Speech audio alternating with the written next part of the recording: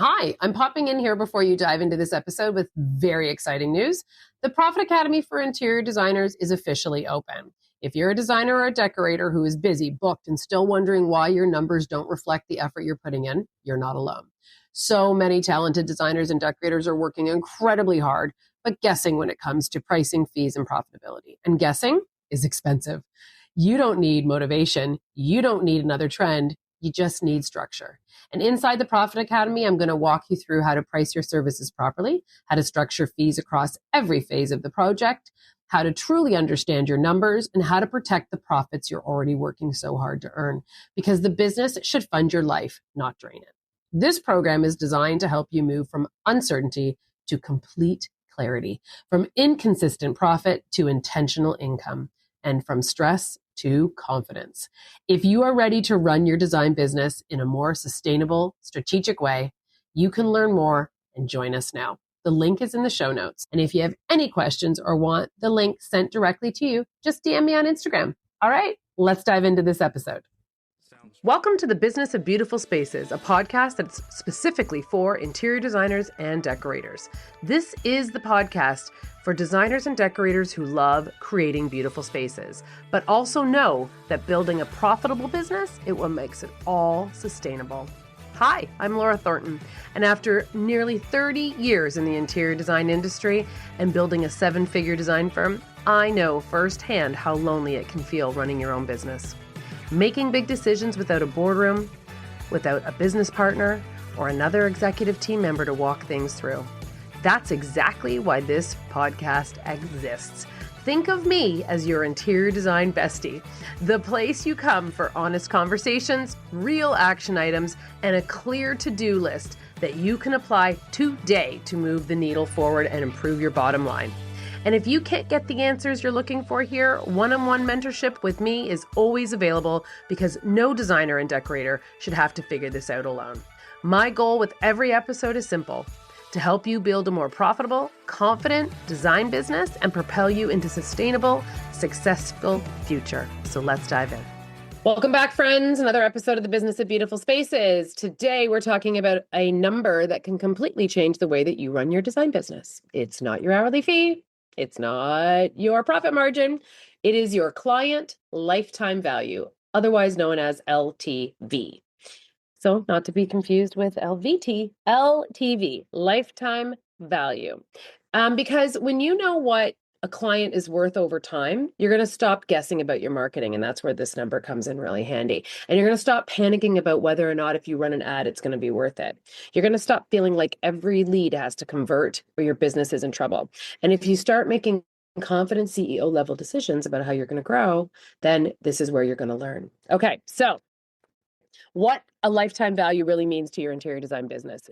So knowing a client's lifetime value, and that is the total revenue or profit, now you know what you can reasonably expect to earn from a client across the entire relationship, not just one project. So in an interior design business, a lifetime value is often higher than designers realize, because a great client might start off with one room or some furniture, and then they decide to do their kitchen or their bathroom or their whole home. Then they might renovate, build, or buy a vacation property. They'll call you back for several updates and styling, and then they refer you to friends and families and neighbors. So if you're thinking about what they might spend on their first project, you're missing the bigger picture. And here's why this matters. Marketing becomes simpler when you know your numbers. So when you know your LTV, you can decide what is a reasonable number to invest in to attract a client, because now you understand what you earn once they come into your world. So there are two types of LVTs that you can use. There are two versions, if you will, and both can be helpful. The revenue LVT is the total revenue that you bring in from a client over time. And if you know your numbers in a way that, excuse me, you know what you bring in based on revenue, then that you already know how much profit LTV, and that's the total profit you keep after all your costs. So revenue LVT is easier to estimate very quickly, but profit LVT is the one that truly helps make confident decisions, especially when it comes to your marketing spend, because revenue does not pay the bills. The profit does. Revenue is just a really great number that looks really fabulous, and you wish you could keep it all, but unfortunately we can't. How do you calculate what your client's lifetime value is? Here this is step by step. I'm going to make this Really practical. And you can do this with a simple spreadsheet and just real honesty about your numbers. Choose a window of time. For a design business, maybe a helpful window could be 3 to 5 years. Start here because most designers can track that time frame. Calculate your average client value. Look at least 10 to 20 clients that you've completed projects for. And what those clients have spent with you, and then divide that number by the number of clients. So I think it's helpful also if you are always doing kitchens, then that's great. That's going to be really easy. But for someone like me who might do a full home reno, or I might do a bathroom reno, or I might do a decorating project, or I might do, and I have a lot of decades of experience, I like to package mine into like projects. So if it's all renovations and it's full home, they are going to go all together. If it's full renovations, kitchens and bathrooms, they're all going to go together. If it's decorating a whole house, that's together. If it's decorating rooms, it's together. I find that more helpful because I have a lot of data and analytics. If you don't, that's totally cool. That is not to like diss that. It's just that I find that I can get an average of what those projects will cost. So it's sometimes helpful to put them into similar buckets, if you will. But if you don't have that, then put them all into the same one and you're going to still get a great number that's going to help you. So just to reiterate, step one, you're going to choose the window of time. And step two, we're going to calculate the average client value by looking at the number of clients you've chosen to pull out of that window of time. And then you're going to add up all of those numbers, the revenue, and you're going to divide it by the number of clients. So here's an example.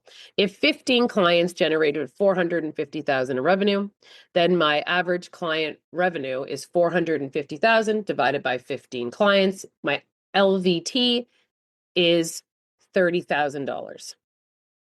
So we're going to then multiply by repeat projects and phases. This is step 3. So now ask, on average, how many phases or projects does a typical client do with you within your time window? So some clients are one and done, they don't come back. And others, I know I've had clients for over 20 years who keep coming back. They moved houses, they bought cottages, they then have downsized, and now they're in their retirement home. Same thing. How many of those keep coming back? So let's say on average, a client does 1.6 projects or phases with you over the 5 years. So the revenue lifetime value would be 30,000, and you're going to multiply that by the 1.6 projects. Well, that equals $48,000. So now we have step 4, which is add any referral value. This part, a lot of designers forget. So ask yourself, on average, how many new clients does one current client create through their referral? So if you get 30% of your clients are referred by one of your current clients, and that will now give you another multiplier, which is 0.3. So referral value then equals the referral rate multiplied by your average client value. So this sounds confusing. I swear it's not when you write it all down. So 0.3 times 30,000 equals 9,000. So now your revenue LVT is the 48,000 plus the referral rate of 9,000. So this one client has value of $57,000 with you. That's a big difference. And that's what this LTV is so powerful. I think I just said LVT earlier. Sorry, guys. It's going to be a confusing one. LTV. And then let's break it down even further to step 4. So now we've got to convert the revenue of our lifetime value to the profit lifetime value. So we're going to multiply our revenue by our net profit margin. I'm really hoping most of you have some idea what you're marking things up and what the goal is to make. So if you don't know your exact margin yet, then estimate conservatively, and you can tighten it later when you have better bookkeeping or when you've built your business a little longer. But let's say your net profit margin is 25%. So the profit lifetime value that we added up to be 57,000. Now we are going to multiply that by the 25%, so 0.25. That equals $14,250 of profit that client has brought in the lifetime of your relationship. And that number is going to help you stop guessing. So why does the lifetime value change how you're going to run your business? After we just did all these steps and you're like, that's a lot of math, Laura. Why does this matter? Here's why it matters. Once you know your lifetime value, you gain a very different clarity on what that number is going to bring. Meaning you're going to stop chasing cheap leads. your lifetime value is healthy. You are not trying to get as many leads as possible. You are trying to attract the right clients who become repeat clients and referral engines. And that shift in the strategy from volume to quality, right? That's huge, because now you know that you could spend some money on marketing and the right type of marketing if you knew that once you get one client, they are going to bring you $14,000 of income. You're okay with spending up to $3,000 on ads if you knew that that is going to produce 14,000, right? That's simple math. I knew if I spend $3,000 on, I'm going to get 14 back. I'm up 11,000. Yes, I'm going to spend it. Why wouldn't I? So this is the type of clarity that is going to come once you know these numbers. Second, you can evaluate marketing without emotion. Instead of saying, well, Instagram's not working, you can ask, how many leads did I get? How many consultations did I book? How many were converted? What did I spend to get that? And what did it cost me to acquire one client? So now you're managing your business like the CEO you are. You are not reacting and you are not in panic mode. Third, you're going to price with way more confidence, because when you know the value of a great long-term client, you build packages and processes that support a relationship, not a one-off transaction. Fourth, you're building stability. This LTV is going to encourage you to build a business that keeps clients coming back. And you can create services with touch points like a client for life experience, post-project check-ins, seasonal refresh and styling services. You can have a VIP sourcing day. You can have holiday styling, maintenance and upgrade options, because you have great clients that are going to keep coming back and they're going to value this from you. And because of keeping a client is far less expensive than finding a brand new one, and they already find value with you and have been willing to spend money with you in the past. All right. So how knowing the LTV number tells you what you can spend on marketing? Well, this is the magic part, because we all know that we've heard the marketing specialists tell us that we need to spend 20% of our revenue on marketing. And I don't know anyone other than big corporations that can afford to do that. Let's be clear. That's a lot of money on a small business. And I'm one of those people. I kept hearing it over and over again, like multiple times, even before I did this podcast. And I was like, that's insane. Like, I can't do that. And then once I understood my lifetime value of a client and I did the math, and I was flabbergasted. But there is some deeper diving math on this. And it turns out that the service industry, which all of us fall into with interior design, typically is between 7 to 8, which is a much more palatable number. And I learned that through an organization I belong to that teaches entrepreneurs how to run their business. And it seems to be the math that works for majority of the entrepreneurs in the room. And so I shared that with you. This wasn't part of my podcast that I had written out with thoughts. This is just random thoughts with Laura Thornton, but sharing with you what I have acquired over time to know that that is a healthy amount of money to spend on marketing. So let's get back to the LVT and how that relates. So once you know what a client is worth, you can decide what you can afford to spend to acquire one. So let's talk about the basic metric called cost to acquire a client, otherwise CAC, CAC. You might have heard it. I know I used to hear it in the room all the time and be like, what is that? CAC, cost to acquire a client. So the cost to acquire a client equals your marketing spend divided by the number of new clients that you acquired. So when you compare your CAC to your profit LTV, a healthy general target is your cost to acquire a client. Again, it can be as minimal as 10 up to 30% of your profit LVT, depending on your cash flow and your growth goals. So let's use an example again. So let's say your profit LVT is 14,250, which we had just worked through before.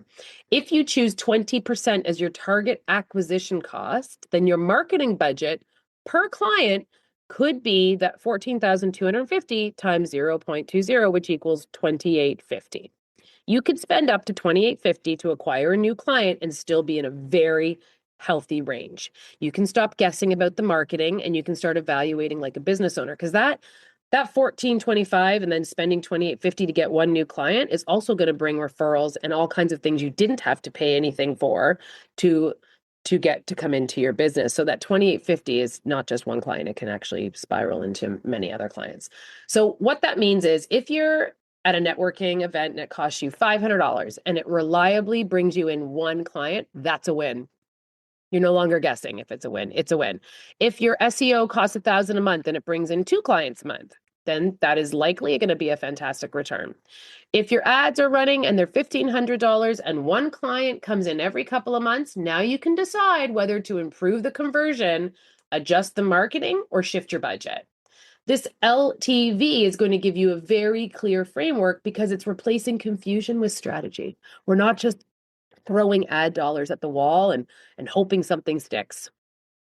So how the LVT is going to help you market yourself smarter is knowing LVT helps you answer three most important marketing questions. One, who is your best client? Like, really, who is your best client? We've all heard client avatar, but you can really narrow this down. It's not just the easiest client. It's not just the one who complements your taste the most. It's the client who is going to spend your ideal level, who's going to respect your process, who's going to value the time that you're saving them, moves through the project smoothly, comes back again and again. And the one we all are reaching for is that refers us to others who are exactly like them. So your marketing should speak directly to that person. And what marketing channels will serve your focus best? So if you have high LTV numbers, you can invest in slower build strategies like SEO and content, email marketing, nurturing, partners with builders, realtors, trade partners, some high quality brand photography, PRs, features, and magazines. If your LTV is currently lower, then you can focus on building a referral system, using local strategic networking, improving consult call conversions, strengthening your service packages so that your clients can value that can rise with you. And lastly, what should your content say? Because high value clients are buying outcomes, not just pretty pictures. So your marketing should communicate your process, your client experience, your expertise, your decision making, your project management strength, and your ability to reduce their stress, your client stress, and to be able to deliver the results. So, and then this is the things that all are going to attract clients to stay. Okay, quick action plan that you can do this week. Before we wrap up, here is your homework. You're going to look at your last 10 to 20 clients. You're going to calculate your average revenue per client. You're going to estimate repeat phases over the last 3 to 5 years, if hopefully you have some data. Estimate your referral rate and multiply that by your net margin to get your profit LTV.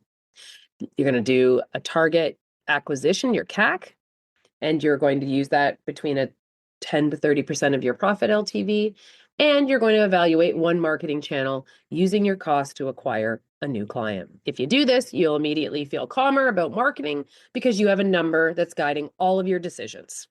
Okay. I know this was a lot today. Before we wrap up, I know you're thinking, oh gosh, Laura, this was a lot, but I'm into it and I kind of need more of this. Then I want the business strategy and the numbers, and I want the CEO level decision making in my business that actually will help me run a firm like a real company. Then I want you to know that the Profit Academy for interior designers, the doors are now open.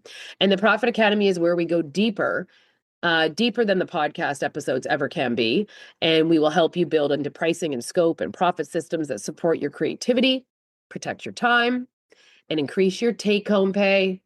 No longer guessing, no longer scrabbling, and consistently reinventing the wheel as we know we all do. And I want to share something really important.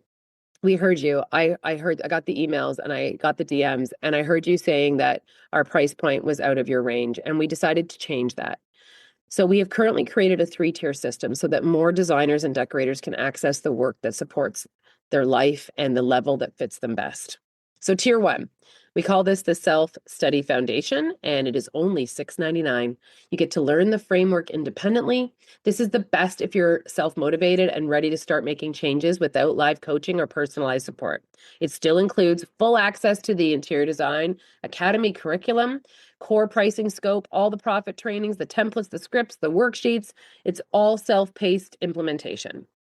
If you're ready for a little more, and then we have our signature profit system, it's $12.99. This is to implement the system and you get support. This is for designers who don't want to just learn the material, but wants some support by applying it to their business. So it includes everything that is in the self-study, but also it includes weekly live implementation calls, question and answer hot seat support, template scripts, worksheets, guidance as you apply the materials to your business, cohort accountability and support. So That just packs in a lot more. And lastly, we have tier 3. I call this one the Profit Accelerator. It is $1,999, and you get everything from both the self-study and the signature profit systems. But in addition, this is personalized guidance to move you faster. This is the highest level of support. It is the best for if you're ready to make focus changes, you want more personalized support to do so, and would directly benefit from guidance as we strengthen your business together. Because we also have 2 private one-on-one mentorship sessions with me. You get personalized feedback on your pricing, your process, and your profit systems. We're going to work through and support identifying your big profit leaks, and we are going to get clear steps tailored to your business with priority guidance during the entire program. So if you're ready to stop guessing and start thinking like a CEO and build a design business that is profitable on purpose, then please check out the Profit Academy for Interior Designers. It was built specifically for you. I wish something existed like this when I was coming up to almost 3 decades ago. And I hope that you can choose a tier that fits the level of support that you want. I really hope this episode helped you. And if you want to do something to help me, if you could please go on and give a rating on Apple or Spotify or anywhere that you listen to this podcast, I would greatly, greatly appreciate it. Thank you so much for being here. Thank you for building a beautiful business. And I hope to see you here next week at another episode of The Business of Beautiful Spaces.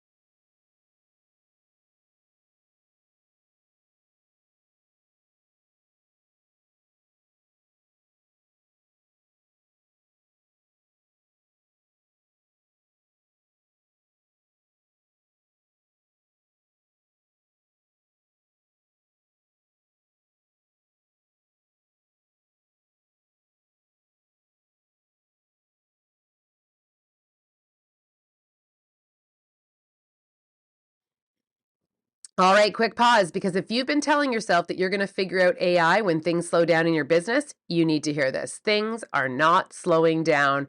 And if you felt that low-key pressure like you're falling behind, it's not because you're not capable. It's because you're super busy running your real design business and you don't have time to become the tech person that you think it requires to keep up. So here's the good news. You don't have to understand everything AI can do.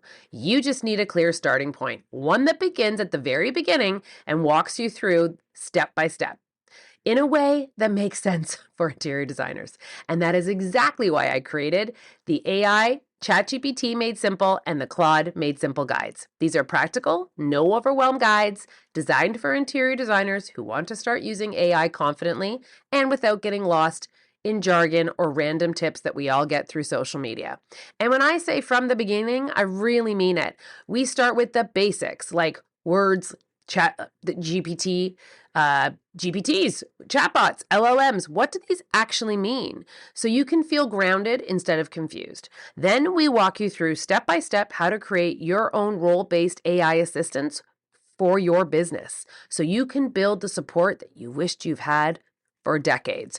Think a client communication assistant, a studio manager, a marketing coordinator, a project support helper, the roles you need most. And to make it easy, I've included plug and play prompts, simple checklists, and I didn't even know I needed that, assistance for the things that eat up your time each and every week. So here's what happens when you have a plan like this. It gets so easy, you'll honestly wish you had done it sooner. I'll have one guide for ChatGPT and one guide for Claude, so you can start today with whichever tool you feel more comfortable with. And once you're comfortable, there's also a part 2 to the guide that shows you how to go deeper so you can unlock real-time savings, real efficiencies, and business-changing workflows that make you wonder how you ever ran your design studio without it. And guess what? Each guide is only $27. That's it. And I'll say it plainly. It will pay for itself within the first week you start implementing AI in your business. It'll pay for itself in the first hour of you using AI in your business. So if you're done feeling behind and you're ready for clear, designer-friendly starting line, grab AI Made Simple for ChatGPT or Claude Made Simple and start building your AI team. The link will be in the show notes. Don't bookmark it and forget it. Start now. Get your time back. All right, back to the episode.